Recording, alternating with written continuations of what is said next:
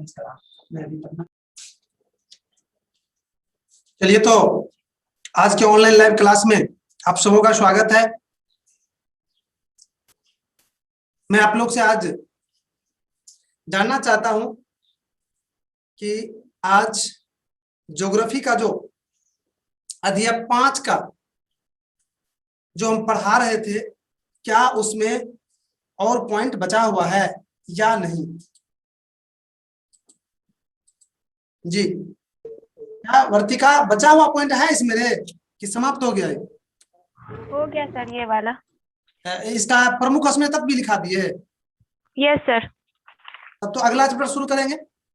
Yes sir. तो मेरे भाई 5वां चैप्टर जो बोले थे सरकार है, आपस में बात नहीं करना है, बात हमसे कीजिए प्लीज। तो इस तरह से यह क्लियर हो गया कि हमने अध्याय 5 को पूरा कर दिए हैं और आज अध्याय 6 शुरू होगा। अर्थात यहाँ पर जो हम अध्याय 5 का लास्ट लिखे, इसके जगह पर हमको अध्याय 6 लिखना पड़ेगा।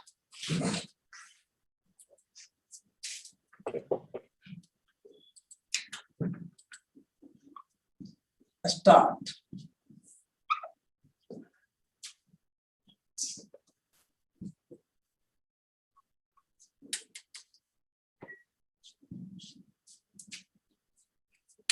ठीक है। तो अध्याय 6 हम स्टार्ट करते हैं। सबसे पहले तो उसका चैप्टर का नाम लिखते हैं कि आखिर चैप्टर का नाम क्या है।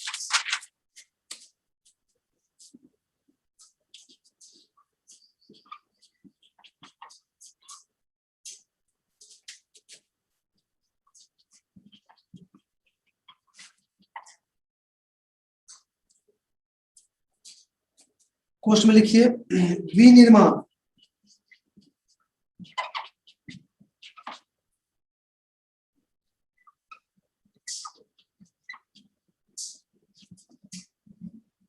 ये हो गया आपका चैप्टर का नाम। इसको बढ़िया से लिख लीजिए।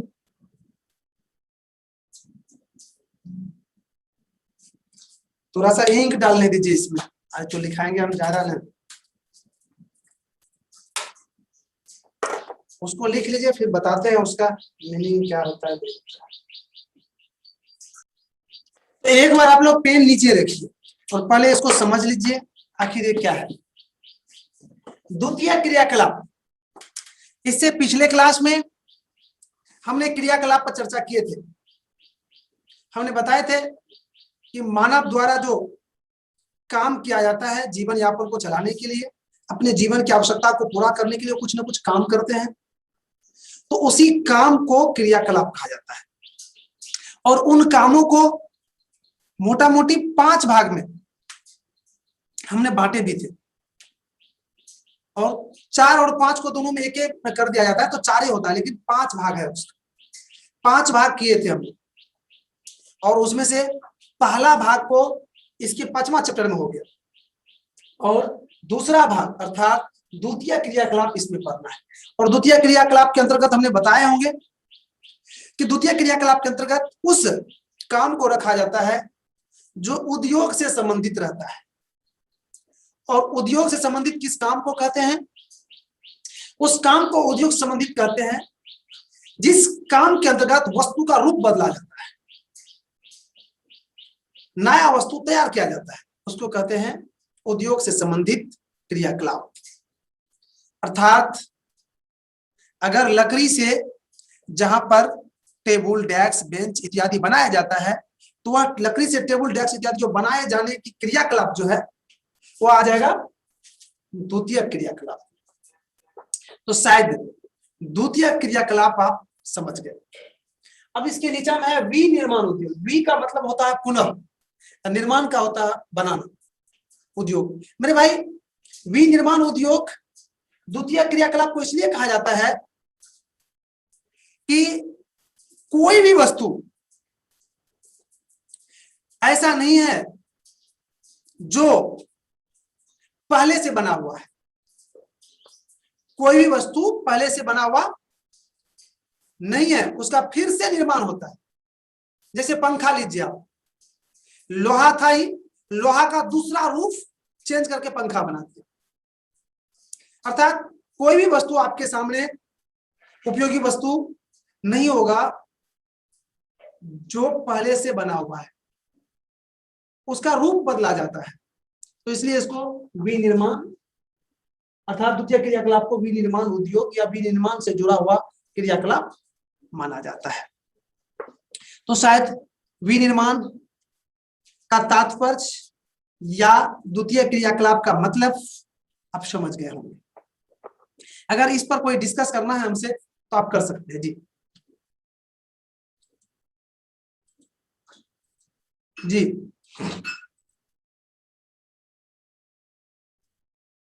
किसी भी तरह के डिस्कस सस्पेंस आपके मन में है तो आप हमसे सर विनिमय मतलब क्या होता है? जी विनिमय विनिमय जी विनिमय विनिमय जी बता रहे हैं। विनिर्माण का मतलब हुआ तो फिर से निर्माण करना। विनिमय दूसरा चीज हो गया। विनिमय मतलब होता है देने, अर्थात किसी को दिए उसके बदला में जो कुछ दिए उसको क्या कहा जाता है? विनिमय कहा जाता है। निर्माण जी हाँ, विनिर्माण नहीं, विनिमय आप पूछे। विनिमय जी मतलब सर। अर्थात कोई चीज दी है, जैसे कि रुपया आप देते हैं मार्केट में, कोई वस्तु लेते हैं तो वो विनिमय हो, उसको दूसरा नाम हम कर सकते हैं खरीद बिक्री। लेकिन यहाँ पर है विनिर्माण। विनिर्माण का मतलब होता है फिर से बनाना, उसको विनिर्माण कहा जाता है। जी और कोई किसी भी तरह के आपके मन में अगर सस्पेंस है तो आप बताइए।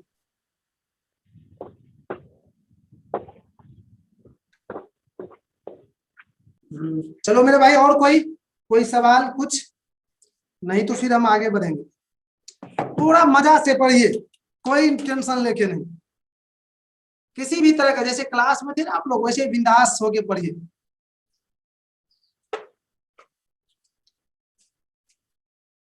क्या रे संध्या झा, होम साइंस पढ़ ली रे? होम साइंस पढ़ ली? नहीं हो गया पढ़ाई? हाँ नहीं सर, सुपौल में है कि कहीं बाहर में है? सुपौल में ही है। तो होम साइंस का है ना पढ़ता है, इंपोर्टेंट पॉइंट के अंतर्गत लिखाते हैं। लिख लीजिए इंपोर्टेंट पॉइंट।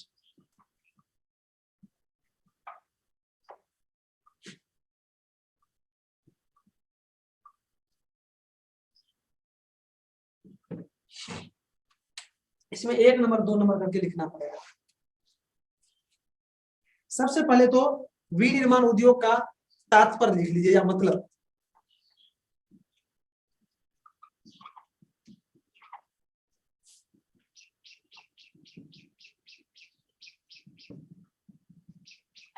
तात्पर्य। उसके बाद दूसरा नंबर में लिखिए विनिर्माण उद्योग का महत्व।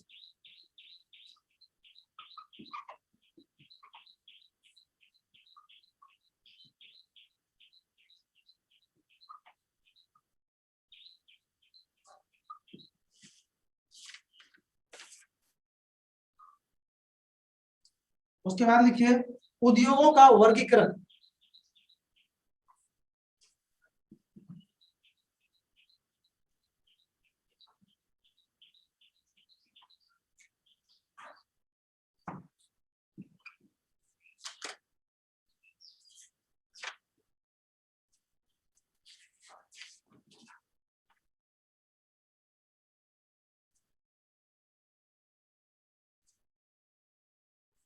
उसके बाद लिखिए बहुत इंपोर्टेंट है उद्योग की अवस्थिति को प्रभावित करने वाले कारक।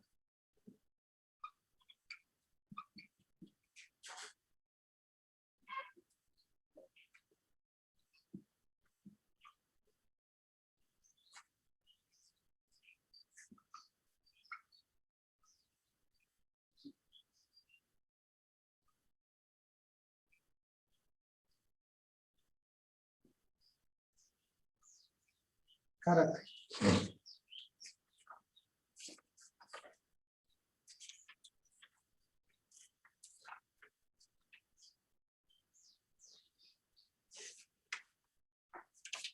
उसके बाद लिखिए विश्व के कुछ प्रमुख उद्योग।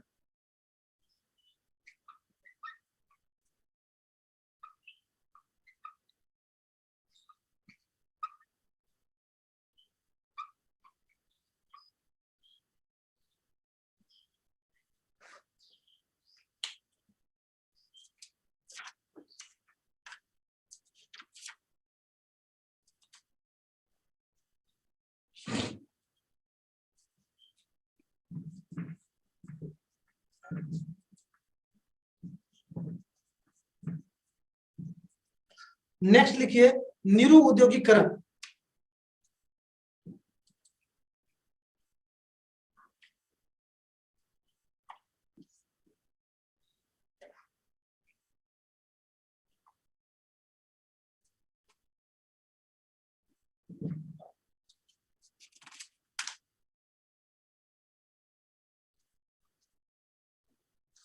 सातवां नंबर में लिखिए फोर्टिज्म।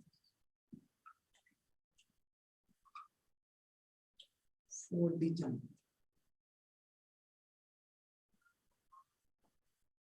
फोर्टिज्म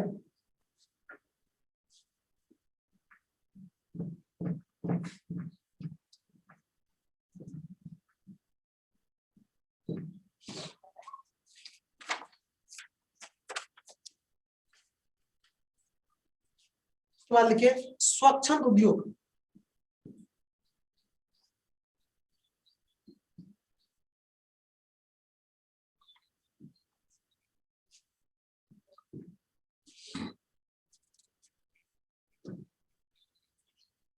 प्रौद्योगिकी पार्क।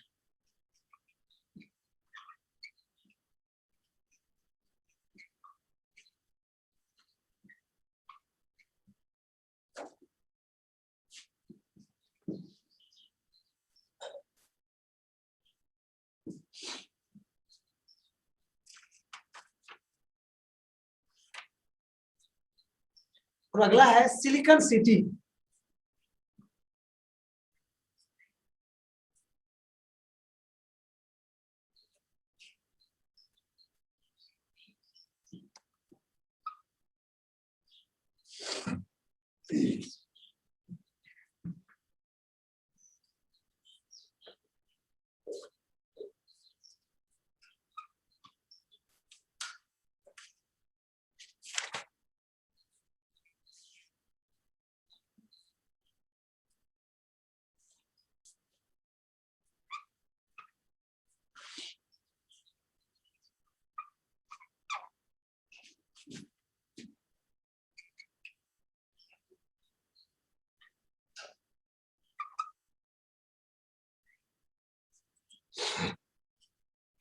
और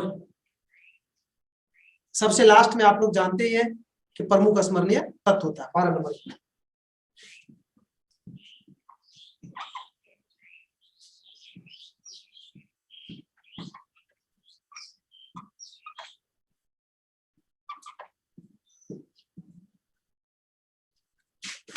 तो इस तरह से छठा चैप्टर जो है उसमें 12 को पॉइंट आपको पढ़ना है।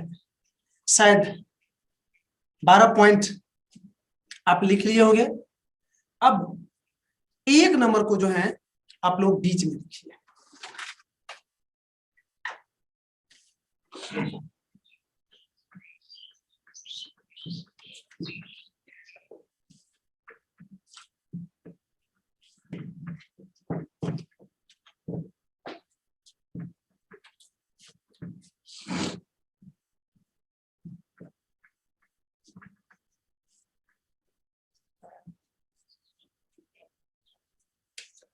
एक नंबर पॉइंट है आपका विनिर्माण उद्योग का तात्पर्य।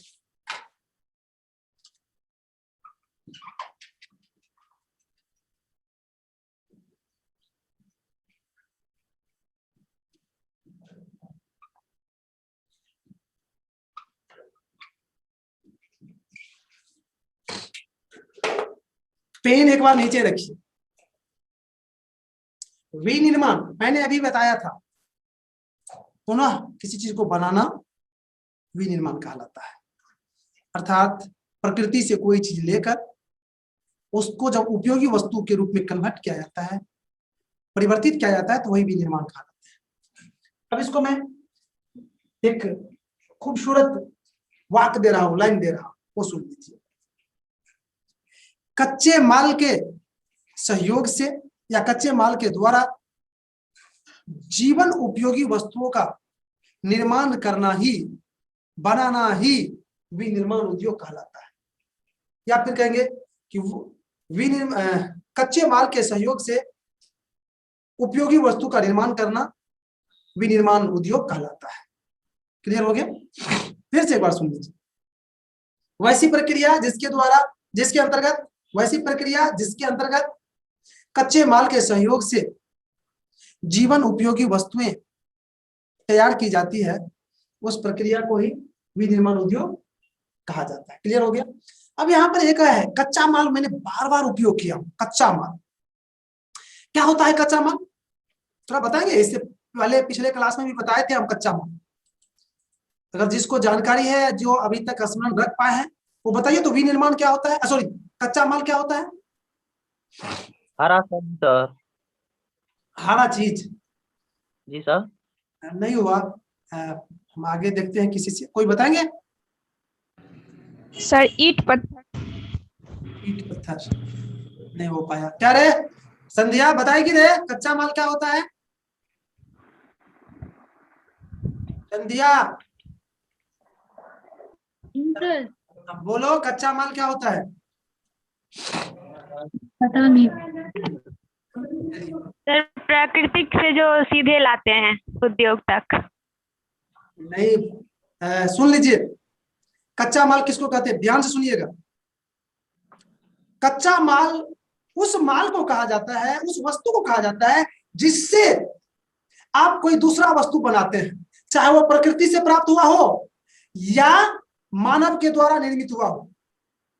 अगर कहीं आपके घर में, अगर आप अपने घर में कोई चीज बनाते हैं तो मार्केट से जो लाएंगे वो बनाने के लिए जो भी लाएंगे वो उसके लिए कच्चा माल होता है। आया वर्तिका समझ में? आप मान लीजिए अधौरी बनाते हैं, थोड़ा देर के लिए घर में अधौरी बनाते हैं, अधौरी के लिए जो बेसन लाए तो बेसन क्या हो गया उस उद्योग, उसके लिए कच्चा माल। तो शायद समझ में आ गया कि जिस वस्तु से कोई उपयोगी वस्तु बनाया जाता है वह उसके लिए कच्चा माल कहलाता है। जैसे अब सुन लीजिए, कपड़ा उद्योग में धागा क्या हो गया उसके लिए? कच्चा माल। छड़ वाला उद्योग है तो छड़ वाला उद्योग में लोहा इस्पात जो है वो जो आएगा तो लोहा इस्पात क्या हो जाएगा उसके लिए? कच्चा माल। अब चीनी उद्योग है तो गन्ना क्या हो जाएगा उसके लिए? कच्चा माल। अब चप्पल जूता का उद्योग है तो वहां पर चमड़ा या प्लास्टिक क्या हो जाएगा उसके लिए? कच्चा माल। शायद अब कहीं पर चावल बनाने वाला उद्योग है, मशीन जो चलता था धान, उसके लिए क्या हो जाएगा? कच्चा माल। शायद कच्चा माल आप समझ गए होंगे, शायद जिंदगी में कभी नहीं बोलेंगे कच्चा माल क्या होता है। अर्थात जिस वस्तु से कोई उपयोगी वस्तु तैयार किया जाता है वह वस्तु उसके लिए क्या कहलाता है? कच्चा माल।